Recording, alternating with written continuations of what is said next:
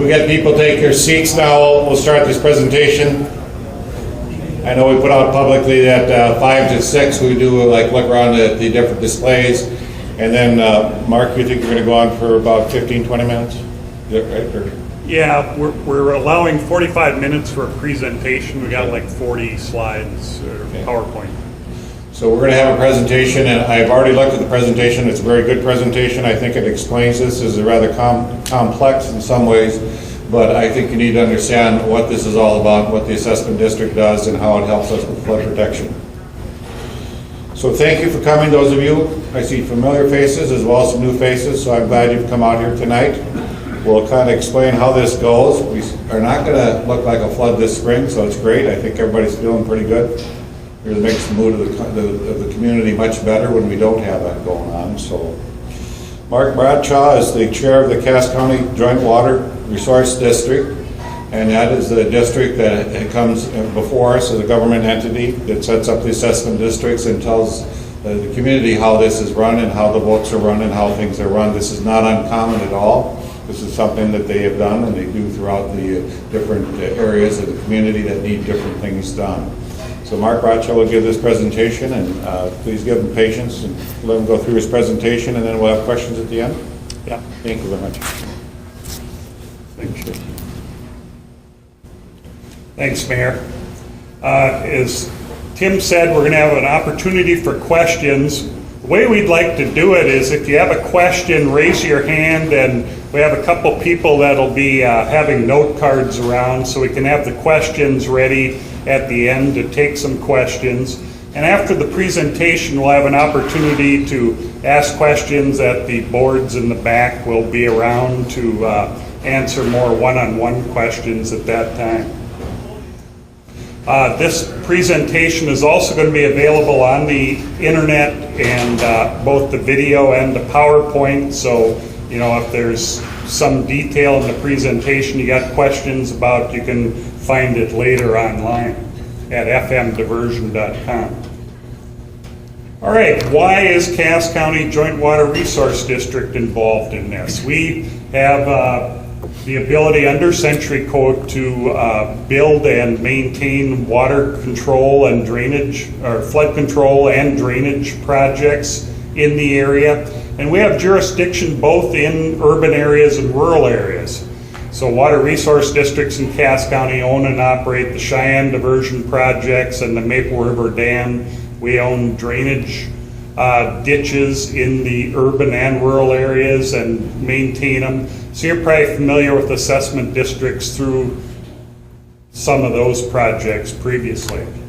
For this project, when we talked about exploring the idea of bonds backed by assessment districts, we invited our partners in the North Dakota in the diversion project to join us in that investigation. So we had representatives from the city of Fargo, city of West Fargo, and from Cass County government involved, and we called that a Diversion Project Assessment Committee, or DPAC. So for the past 2 years, we've been meeting on a monthly basis, and staff has been working on a daily basis to develop this project, determine what the benefits are to the project, and what makes sense as a way to distribute the benefits. All property owners within the benefiting area will be receiving a ballot in the next few days. So part of our purpose tonight is to give you a heads up that you'll be receiving a ballot in the mail, and so this is a start of identifying how you can vote on the project. Our schedule tonight, we're going to just touch briefly on the need for the project, what the project is, and the real meat of what we want to do tonight is talk about the need for financing and how the assessment district is developed, and then talk about the nuts and bolts of the voting process. How do you make your vote? How do you handle the ballots? How does that work? I'm going to take kind of the first 3 bullet points on that outline, and then Rocky Schneider will take over with the nuts and bolts part of it. Flooding is the problem. We have increasing flood levels in the area. We need permanent flood protection. That's what this project's about, to get the protection quicker and to get it cheaper. Flood stages, we've had flood stages 50 times in the period of record, but we have them at an increasing rate. Clearly, the flood risk is increasing in the area. 2009 was a flood of record. We're at over 40 feet in Fargo. And if the lines of protection at the river would have failed, large parts of Fargo would have flooded. It isn't just the homes next to the river. If those dikes are protecting everybody.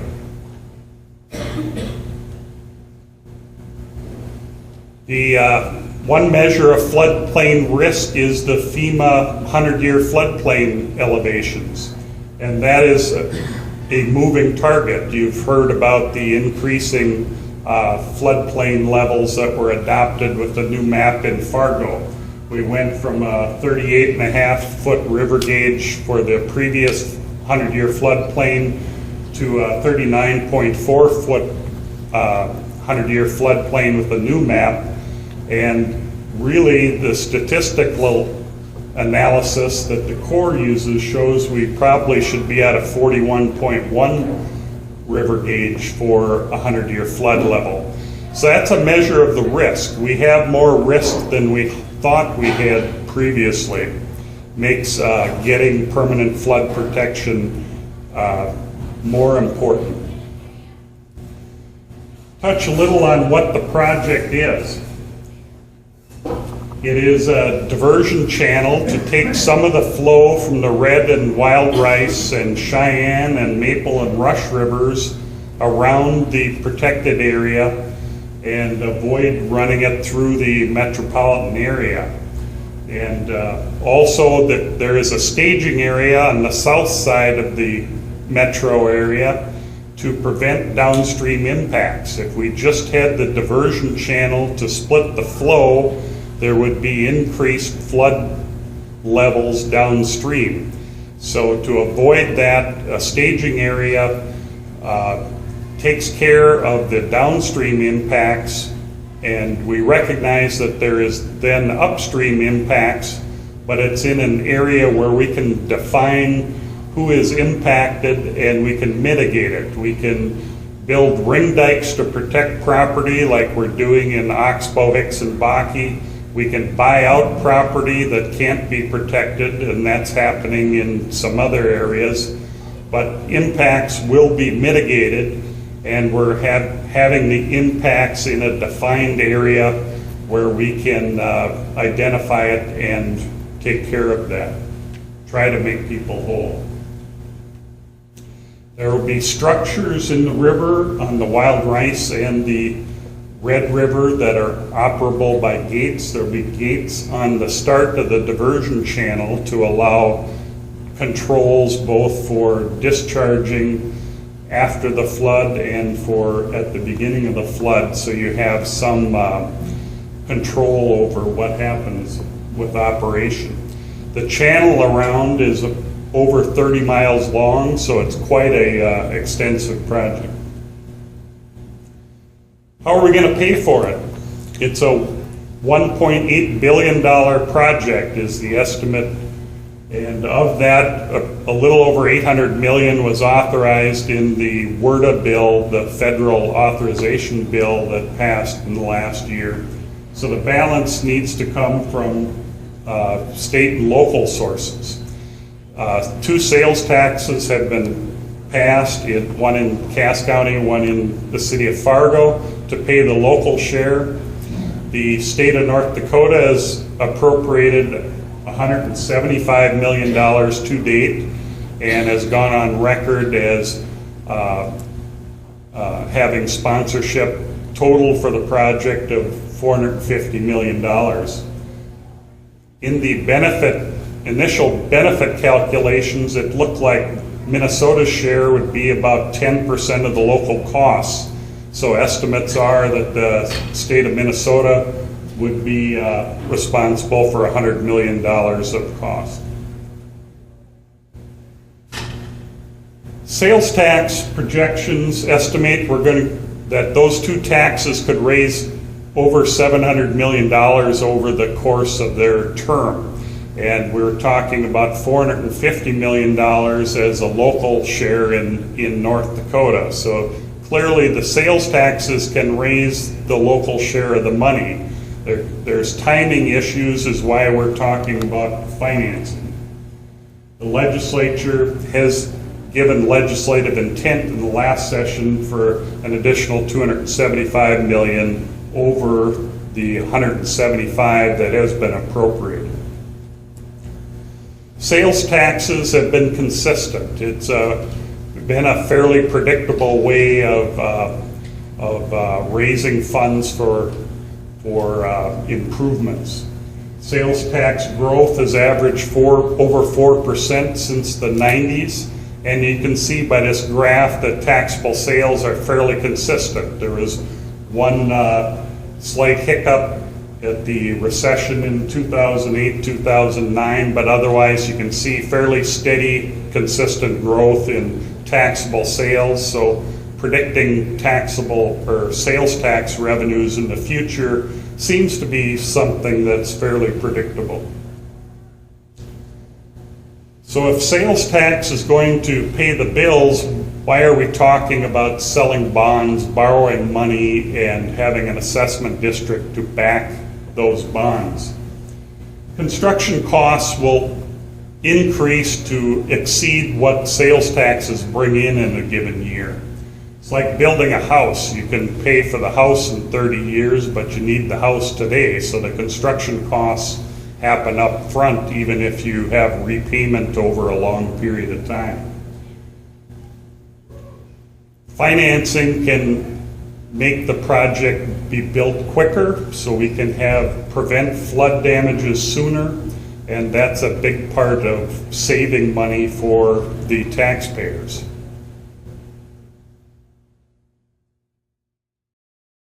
It's kind of a graphical representation of the timing of cost to build a project versus the sales tax revenue. The red line represents sales tax revenue over time. The blue bars would be annual costs for the project. So as we start construction, hopefully in 2016 and this year in 2015, we have large land acquisition and planning expenses. So as costs ramp up, we need to borrow money because sales tax revenues are not enough for this year. Here's some of the options for financing, and we've used some of all of these already. Up till last year, we've been on a pay-as-you-go system where the sales tax revenues has been enough to pay for the land acquisition and design work up to this point. There's North Dakota State has some capital finance features, programs. They aren't as desirable as a special assessment district backed bonds. Bank of North Dakota loans, there's loans available for short terms, but they're at very high interest rates compared to what other sources of financing are. There's general obligation bonds, and there's direct funded loans or bank financing, which we're currently doing. And that's very attractive right now for short-term borrowing needs, but we're probably at a very low point historically in interest rates, so we can't plan on 0.7% interest rates for the next 30 years. At some point, both long and short-term interest rates are going to take off, so we're thinking that it's going to be to our advantage and taxpayers' advantage to lock in some long-term rates at these historically low levels. Special assessment-backed bonds are our best option right now for saving taxpayers money and get the project built as soon as possible. The assessment district will save taxpayers money in a couple different ways. One, we think there'll be a slightly lower interest rate than some of our other ways of borrowing. such as just bonds backed only by the sales tax. If we have bonds backed by the sales tax, but also backed by a liability on property owners in the form of an assessment, it is a more security for the bond buyer, and so it's more attractive and we can get lower interest rates. So even a slight decrease in interest rates on a large borrowing like we're talking about can amount to millions of dollars. But I think a bigger thing would be the construction flexibility and the speed of construction. If we can get the project completed a year earlier, you have less inflation in construction costs, and also you have the protection a year earlier. If you can get the project providing protection a couple of years before the next major flood, that can be a huge, huge advantage. The assessment district can also be a method of financing maintenance for the project. That's a decision to be made in the future if we want to continue a sales tax into the future to pay for maintenance, or if we want to use the assessment district as a method for paying maintenance in perpetuity. We're proposing $725 million of capacity for borrowing. That is calculated in a couple different ways. One way here, we're taking the estimated project cost of nearly $1.8 billion and subtracting the state of North Dakota funding that has been appropriated already, and also subtracting the federal funding and the amount estimated from the state of Minnesota to get at the local and state North Dakota share that is yet to be raised, let's say. And so that's the amount of financing we're asking for the authority to borrow. Now to talk about development of the assessment district, we'll have Rocky Schneider with the A2S. Thanks, Mark. I'm here to talk about the nuts and bolts of the assessment district. Just like to remind everybody, Jacob in the back of the room's looking for hands. If you do have any questions, he has cards he can hand out, and we'll hit up questions in a couple more slides here. So who gets a vote? This was at the board in the back as well. It's sort of a tricky subject. With special assessment districts, there's actually 3 different voting bodies that get a vote. You can see there's direct benefits, indirect benefits, and then acquired properties. And they get calculated slightly different. So the direct benefits, this is sort of the big pool. This goes out to 49,000 different property owners. And so this is the ballot that was mailed out today. And so I understand not everybody has their ballot yet, but if you own property within the assessment district, or you should be getting a ballot within the next couple of days. How this benefit was calculated is based on where you live within the benefiting region. And this sort of helps determine what you actually benefit from the project. What's your flood risk reduction? It also takes into account the value of your property and the acreage of your property. And so ultimately you'll end up getting a ballot with a dollar amount on it. Kellen in the back of the room by the computer, if you want to look up your assessment, can do that for you here tonight as well, since the ballot is not out yet. This amount that's assessed to the property, or going to be a liability against the property, is also sort of your weight of vote. So if you think of it as every dollar is a weight of vote. And that $725 million that Mark talked about, that's sort of the pool of votes. And there's some more information to that I'll get to, but if you can think about it, so if you have a $3,000 assessment, you have $3,000 worth of vote. That's how the direct benefits get shook out. With the indirect benefits, this goes to the jurisdictions, the county, the cities, and the townships. There's actually 20 within the benefiting area of the diversion, so they will be getting a vote as well. If you consider this the sort of indirect benefits of the project, sort of the salient benefits of living in a flood-free community. You think of infrastructure, access to hospitals, sort of all those benefits that, when you hear of Fargo, oh, isn't that the place that floods? Having that no longer there, access to jobs, access to the economy. There's we looked into a lot of sort of emotional stigmas of a flooded community, sort of increased divorce rates, sort of everything you can think of, sort of this global benefit of living in a flood-free community.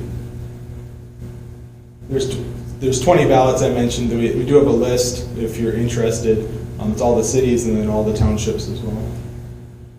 Acquired right-of-way, this is sort of the different one. Well, direct and indirect, their vote weight is made up of what their actual assessment is. Acquired right-of-way is calculated different. If you're impacted by the project and your property, so if you're along the channel that's actually being acquired to build the ditch or to build the dam part, or if you're in the staging area upstream of the project where you're being held water, if you're all sort of treated the same. Either you're an impacted property or you're not, and if you are, you get a vote on this project. And your vote total, you don't get an assessment, but you do get a vote. Your vote total on the ballot's still going to show up as a dollar number, and it's going to be the assessor's value of your property. So the full value of your property is the weight of your vote.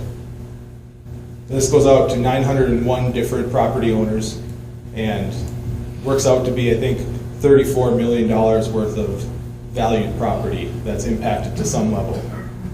And so on top of that $725 million worth of vote, you sort of have this pot of $34 million worth of vote.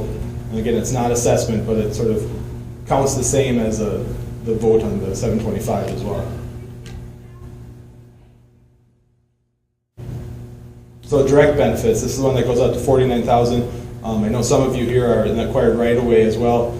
Sort of imagine with $49,000 going out, we'll have some questions on how the direct benefits is calculated. These are the 6 different regions that make up the different benefit levels inside the diversion alignment. You can kind of see how the map is broken out. That major north-south line that goes through, that's the interstate, that's I-29. And then in the middle of the map, the east-west one, that's I-94. So you can kind of see that major quadrant sort of in the middle. You have the interstate, you have kind of north of Fargo is number 4, South Fargo is number 6, and then you have West Fargo and kind of the West Acres area is number 3, and then number 5 is Horace and sort of the new area of West Fargo. Up in Benefit Region 2 is roughly the Harwood and the area between Harwood and West Fargo. You'll see a Benefit Region 0 at the top. That's something we'll touch on just briefly, but Benefit Region 0 actually doesn't have a benefit as part of this project. They are within the alignment, but they sort of have a natural backwater on the north side, and that floods today, and it will continue to flood in the same level after the fact. We spent a lot of time drawing these boundaries and figuring out what the benefit level was. Ultimately, the Cass County Joint Water Resource District assigned them at different benefit levels based on a number of different things. We considered existing floodplains, project-specific floodplains, FEMA floodplain information to help draw those boundaries, different elevation models. We looked at a lot of elevation maps. And then, the water district and their engineers and had a lot of past experience in flooding and how floods have impacted this area, and that helped draw the lines as well. So all parcels within the alignment that benefit will receive a vote based on this. So this is a key slide to sort of the intent behind this. As Mark mentioned, this is being proposed to help finance the diversion project. We talked about the funding that's in place, and this is need to finance it. So this is sort of like asking property owners to co-sign a loan. The governments sort of have their revenue sources. They need to go out and finance, and so they're looking to get a better interest rate, better borrowing terms, so they're asking the public to co-sign a loan with them so they can save some taxpayer money and get some better interest rates and better coverage requirements. And so you sort of have this annual payment that comes in, and so it's sort of like if you were co-signing a first-time house for your son or something, ask you to co-sign so he can qualify for it, you can get a better interest rate. But when that annual payment comes, you still expect your son or daughter to sort of pay the annual payment. And that's what the government's claiming as well, is that they will have the money, the sales tax is in place, they've shown you how much that raises, it's continuing to go up, it's continuing to be strong, and so they'll use that to pay off the annual payments. Bullet number 3 there is pretty crucial too. There's 2 types of special assessments. There's those that are certified to property and those that are uncertified. Uncertified is, well, how this would begin as this project. It would not be levied to your property. It wouldn't necessarily show up on your tax bill that you'd have to pay it. The sales tax would pay the annual payments. This would just show up as sort of an uncertified liability against your property. And so it does have a certain amount of impact, but it won't be a bill that gets sent to you. And of course, this sort of initial liability that's on your property, that assessment amount that comes out in the ballot, that's sort of day one, if the full $725 million bond was taken out right away, as annual payments are made on and sales tax collections come in, that amount reduces every year and it goes down. It also goes down through a process the water district has, that as people reinvest in the community, as values go up or spread out, they sort of take that same pool of money and spread it off over a bigger pie. And so your amount also goes down because of that. So I guess I explained some of this slide already, but certified versus uncertified special assessments is something that not everybody's familiar with. I think when you get a city assessment, they're usually pretty quick to send you the bill for it, and you see it on your annual property statement, or if you pay it separately from that. With an uncertified, a lot of times they don't show up at all. I think there's still a decision to be made if we end up showing that, if this passes, to kind of show you where it's at, show you it going down, but it won't show up on the bill that you send back in is the intent. But we've talked to a number of real estate professionals on this, and there is a somewhat of a liability against your property. So if you have a $3,000 assessment and someone goes to buy a house, it does show up as a liability against the property, just like any other special assessment would. It just wouldn't be factored in as an annual payment. So here's a very simple step-down graphic that sort of explains that total liability that you're voting in against your property and how that goes down over time. And there's two reasons it goes down: as the annual payment comes in from sales tax, and then as the county board decides to do a reassessment, which basically takes the same pot and spreads it over a bigger area as continued investment in the community happens. So understanding that people don't have their ballots yet, the next two slides are sort of somewhat a way to give you a sneak peek at what the amounts are. I think I've heard personally a lot of variety on what people think are coming. Here's a couple examples. In South Fargo, the $200,000 house would get a $5,900 sort of liability against their property, that initial liability that would then go down over time. If you had to analyze that out in an annual payment, it would be $363 annually. In West Fargo, for that $200,000 house, you're talking a $788 liability against the property. And of course, if you did that out for 30 years, it would be a $48 annual payment. Assuming, if worse came to worse and sales tax decide not to pay any of it, that's what it ended up being. And of course, flood insurance, we've heard about that, and Mayor Mahoney mentioned it as well. We've seen those premiums come in at several $1,000s in South Fargo, and so that's something that you pay in perpetuity forever. This is a liability that would be gone at some point, and we'd have flood protection. Is sort of the idea of why this is needed. Here's another one that sort of breaks it off. It actually uses the benefit regions. I didn't put the number of the benefit regions on here. Instead, tried to describe it by a location one. So you have West Fargo north of I-94. The next one's Horace and West Fargo, that's south of 94. Benefit region. So it kind of, you can see where they're at, I guess.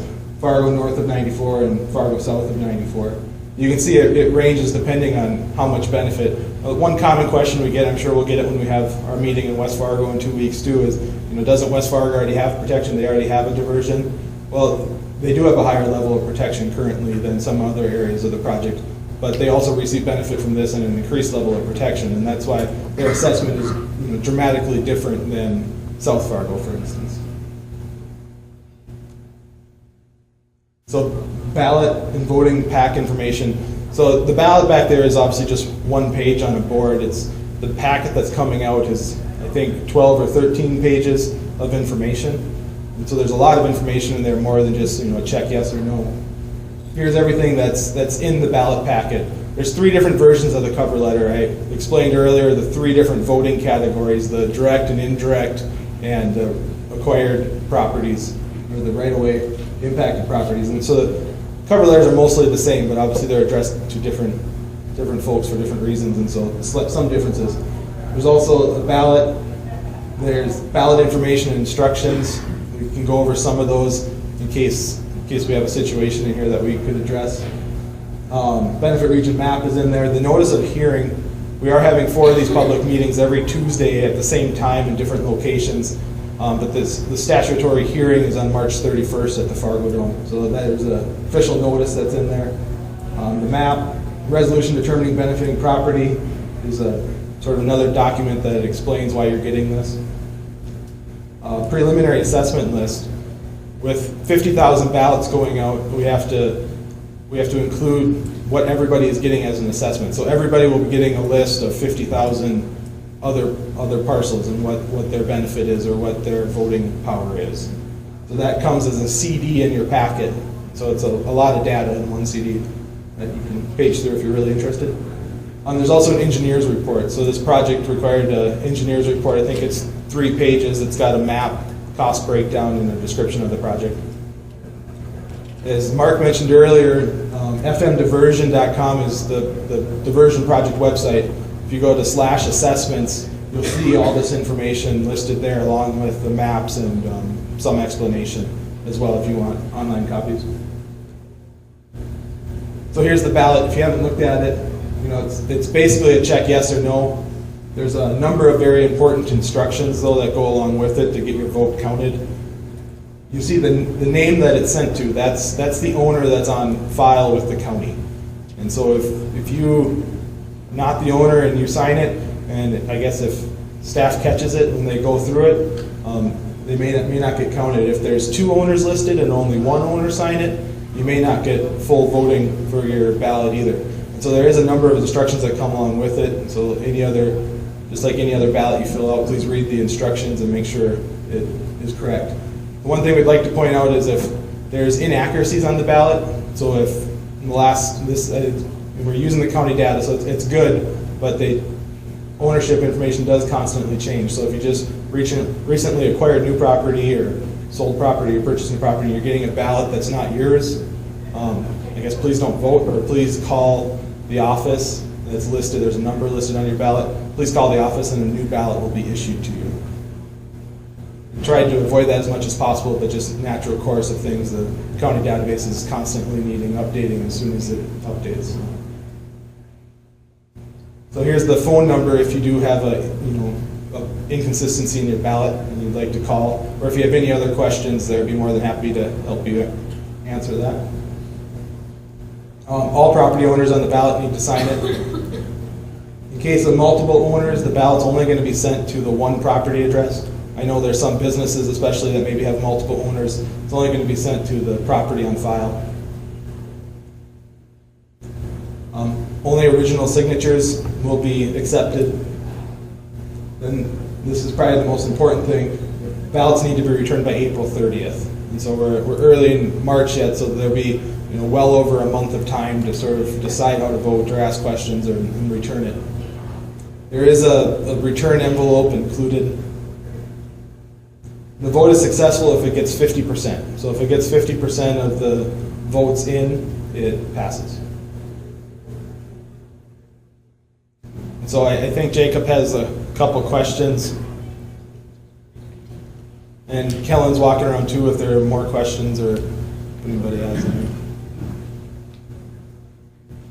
Maybe call Mark back up here if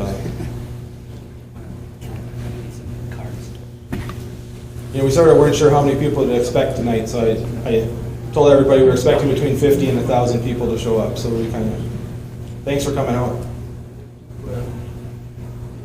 Thanks for giving me a couple Shamu spitting rows to play with. Yeah, I don't know how to work the microphone. Doesn't work? I'll just yell. I'll yell it to you. Does that Sure. work? We'll repeat the question. Okay, first question. If 100% of residential votes oppose the assessment, would it still pass? Sure. So the question is, if 100% of residential votes vote no, would the assessment still pass? I guess personally I haven't looked at what the breakout is for residential properties. All properties get a vote, and so it's not just residential properties that get votes. So that is sort of the example that we show. There's also commercial properties. Some of the commercial properties are pretty high value that get quite a lot of vote. So I'd have to exactly break out how that works. The county and the city also have very sizable votes. And so I guess if 100% of the people were against something, I'm sure that's something that the elected officials who are elected by those people would probably take into consideration when they cast their vote as well. I guess if you want to add anything to that. But, I think another important thing to remember is that property owners get a ballot sent to them. Roughly, I know in Fargo, about 60% of the people are renters, and so their vote kind of gets cast through their city elected officials, through their county elected officials, and so they get a pretty sizable vote as well. So I guess if you should let your elected officials know how you feel as well, because they will also be voting on your behalf. Next question. What happens if sales tax falls short, or what other sort of tax relief would exist if some sort of economic shortfall? Sure, so the question is, what happens if sales tax proceeds aren't there, if we have a disaster? I guess I'd point out that in the back there on the far right slide is the taxable sales going back, I think, to 97 or some last 20 years anyways. There's been 1 year, I think, where we actually had a reduction in taxable sales, and it was 2009. So you start to think about what sort of event could cause that sort of thing to happen, and it would probably be a catastrophic flood would probably cause the taxable sales to go. And I think that's probably the whole reason this is going forward anyways, is because we're trying to prevent that situation from happening. But I guess if taxable sales weren't there, your elected officials would probably have to come up with a plan on how to pay for that, and I imagine they would take feedback from the same residents of the city that they asked to come with this. I got a couple here that are pretty similar. How will future developments be appropriately assessed? And similarly, how would this be used to fund this? If maintenance was to last until perpetuity, what sort of calculations would be in place to accommodate that in the long run? I'll take the first one about how future development would be assessed. Give the example of the Cheyenne diversion projects in West Fargo, where there's a lot of growth and development in West Fargo after those projects were built. And our Southeast Cass Water District, which owns that project, decided to do reassessments every other year on those projects. So every 2 years, we take a look at the county tax records for benefited property. And so you still have the same amount of cost, but you have more property to spend it over, or to spread it over.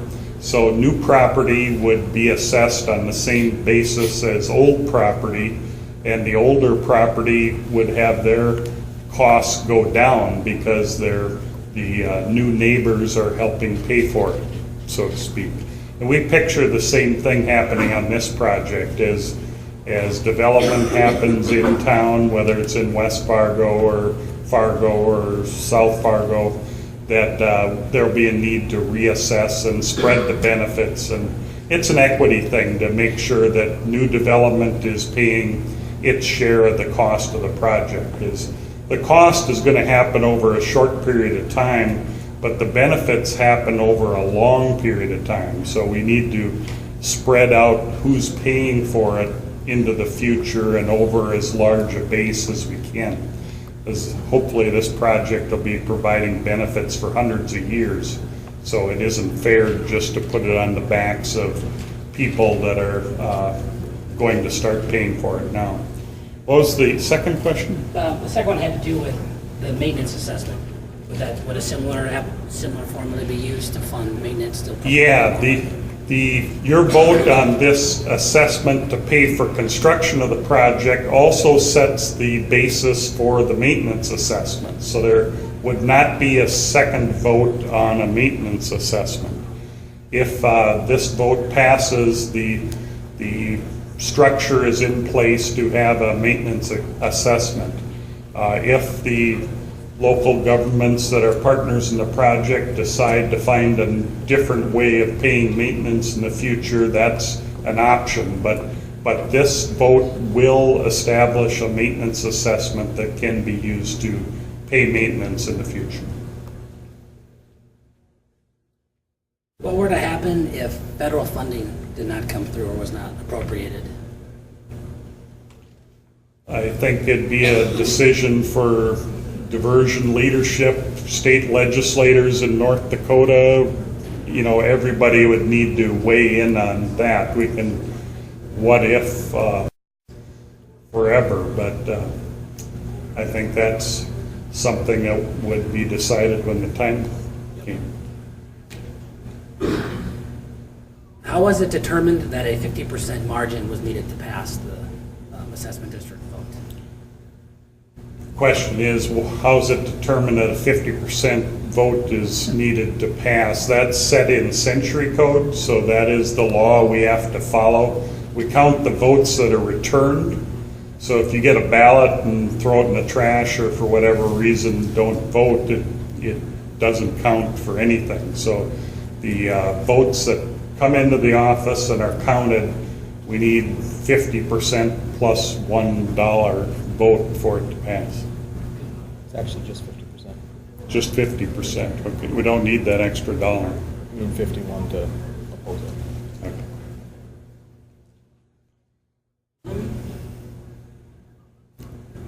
Jacob, any more? Yeah, there's a couple more that are kind of property specific, might be better suited for. Okay, property specific ones, why don't, we have the computer in the corner if we need to look up specific parcel information, but if somebody has a question that just relates to your property, it's probably better to do it after the group.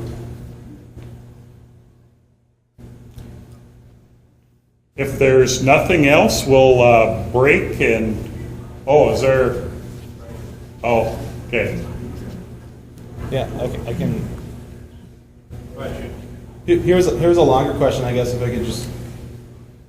So we used a 30-year home mortgage example because I think the question sort of asked why we did that, and I think that's what people are familiar with. And so the question goes on to ask I think the sales tax in the back goes back to '97. That was the data that was easy to collect. We didn't cut it off there for any specific reason. That was just the easy data for us to get from the tax department to go back. If we went back longer than that, we certainly could to find out what the growth rate is there. We didn't expect any different in '97. Seems like not that long ago, I'm sure, some of us, but I guess that's why we went back that far. If we were to project out 30 years, you look at the growth rate there hasn't been a wildly changed in taxable rate, and 4.4% has been pretty consistent every year going back to '97, and I guess we haven't seen a lot of fluctuations in that, so we didn't anticipate anything else. We certainly could look at that. I think when the sales tax was first passed, the city and the county thought that each would raise about $10 million matching, and so we thought $20 million for 20 years over those taxes, and I think last year it collected $26 or $27 million, so it's already well ahead of expectations and a couple years into the tax, and so I guess it's sort of the expectation that it would keep growing at the same rate.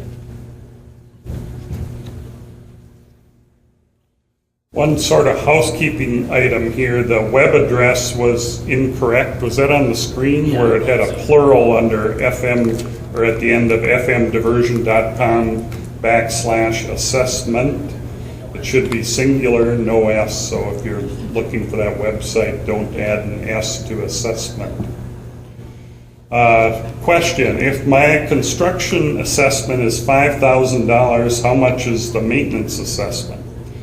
According to North Dakota Century Code, maintenance assessments can't exceed $4 per farmland acre. And so that kind of sets the maximum assessment. But it's the same process that assessments on drainage ditches in where the assessment districts are set up for drainage happen, where annually our board sets the amount using estimates on what's needed for maintenance for the coming year, what's in the fund to fund that maintenance, and it can vary from nothing to $4 per farmland acre. Developed. Okay, I did that. Yeah, we'll say one more sentence. But the ratio is set by the how we've set this up now. So as farmland at $4 an acre relates to developed property now, that same relationship changes as we change maintenance levels. So that relationship is set now, but the amount of maintenance in a given year is based on what's needed to do.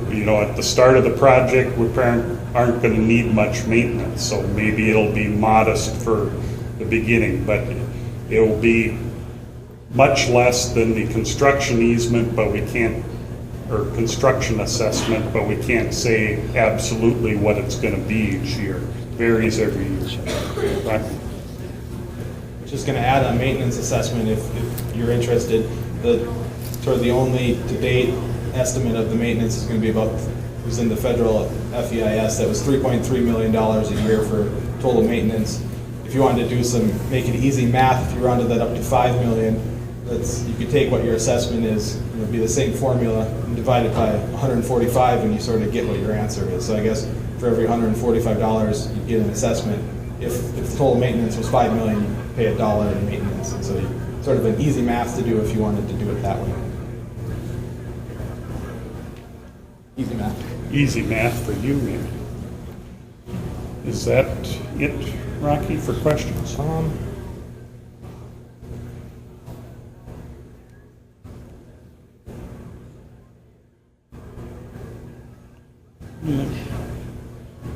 So here's a question that I might ask April from the city to help with too, but I'm not exactly sure how this list works. It asks, do residents on the Fargo City buyout list get included under the acquired properties category? It's sort of a mix. So there's a federal project that this is associated with. On that federal project, it requires a number of levies in town that do have some of the. I think what they're asking is if they're deemed impacted and get a vote as an impacted property. Yeah. Right? Yeah. And the answer is no. If it's not a FMVA buyout, no. Yeah, if you're not being acquired by the Cass County Joint Water Resource District for the diversion project, you would not be considered in the property. There are a couple of homes in Fargo that are part of the federal project that are included in this, I believe. But there's only 3, I think. And so chances are, if you're on the city buyout list, you'd be opposite. You wouldn't be acquired property. It's not part of the federal project. But if whoever asked that question, if you're on that list, I would talk to April and she'll clear it up. And it's one of those ones that's probably a little tricky that just answered carte blanche. I'll just ask the question. Rocky, just for clarification purposes, how many years left on the sales tax that we approved? Sure. Yes. How many years are left on the sales tax? And that's a key question that's I know we've been asked several times in other conversations. When we talk about the sales tax, sort of paying the annual payments. Obviously, sales tax are passed with usually a sunset clause. Both the city and the county sunset, I think, at 2029 and 2031. And sort of at that point, I think citizens will have a decision on how things are working and how much is left of this. And citizens will have to take a look, or citizens and their elected officials will look and say, is this paid off? Do we have how much left? What's the plan to keep paying it? Is the option to extend the sales tax? Do people like how that's working? Do they sort of like not getting an assessment and they want to extend the sales tax? So I think those decisions are probably 14 years down the road to make, but it's a good thing to ask. So obviously that's not too far away when we're talking about this length of project. You want to ask a follow-up? Just a follow-up, yep. And on that, typically when you see these sales tax projections, the sales tax revenues historically have exceeded any type of tax projection that's been put in place. You use the Fargo Dome as example and some other pieces like that. So is there a restriction that cannot be removed from the sales tax that's been allocated for the diversion project that will be in place throughout the term of the sales tax, where those funds can only be used to either pay off or fund the diversion project? Right. Not fully sure what the question was there exactly. I didn't quite follow. Can any sales tax funds collected be diverted for other projects? No. And as it relates to the assessment district, we expect there'll be some intergovernmental agreements to pledge, or might be a different word, but to tie the sales tax payment to the payment of the bonds for this project. So that's still in discussion, what the exact arrangement will be on that. As far as the assessment district funds, if there is an assessment and money collected through this assessment process, that can only go to the project. And maintenance assessments only go to the project too. They have dedicated funds. They can't go out to anything else.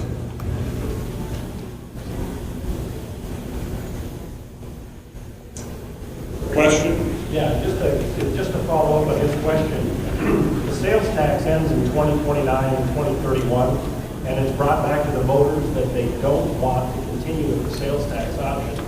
Will there be a vote for the tax assessment, or will that be an automatic funding mechanism? That's the vote that's happening now, between now and April 30th. That gives us the authority to collect an assessment from property owners or the indirect entities. So that's set in place now, and Well, and the reason I'm asking the question is there's a maximum dollar amount that's on the ballot. That really isn't the maximum dollar amount if they don't renew the sales tax, right? that is a maximum dollar amount that will be reduced by sales tax payments over time. So that is the maximum assessment that But can happen. that's where the question comes back into play. If we sunset on the sales tax and they don't renew it, you have to have funding, and you're gonna fall short on the sales tax. So will that be an automatic increase in the encumbrance on the property? No, because the encumbrance is happening now, and it'll be reduced by sales tax, and it'll never be higher than what you're voting on. Okay? Maybe it's a good time to break, and we have a lot of people around can handle individual questions, and we had kind of promised a 45-minute presentation. So once again, this presentation is available online. There'll be 2 more informational meetings the next 2 Tuesdays, and then we'll have a project hearing on March 31st. That's also a Tuesday. So there'll be lots of opportunities. If after you get your ballot in the mail you're more confused than you were before you came tonight, there'll be opportunities to ask more questions then. So also keep in mind the fmdiversion.com website. All kinds of information on the project itself, and good resource, so make use of that also. So I want to thank everybody for coming.